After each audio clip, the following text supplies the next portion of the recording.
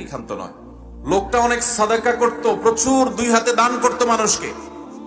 ভাইরা আমার, প্রচুর পরিমাণ নামাজ, প্রচুর পরিমাণ রোজা, অনেক বেশি দান সদকা করতো একটা মানুষ। এটা কি ভালো মানুষের লক্ষণ না খারাপ মানুষের লক্ষণ?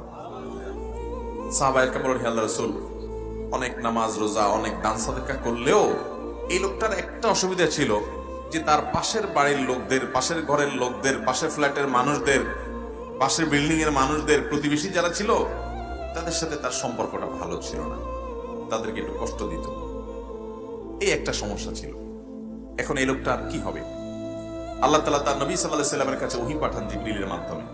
এই লোকটার পরিণতি কোথায়, তার ঠিকানা কোথায়, এটা আল্লাহ তাআলা নবী সাল্লাল্লাহু আলাইহি ওয়াসাল্লামকে জানিয়ে দিয়েছেন। তিনি বলেছেন, তোমরা যে লোকটাকে বলতেছো অনেক নামাজি, অনেক রোজাদার, লোকটা অনেক দান সাদাকা করে, অথচ সে প্রতিবেশীকে কষ্ট দেয়, শুনে রাখো আল্লাহর ফয়সালা হয়েছে তার ব্যাপারে, সে জাহান্নামী।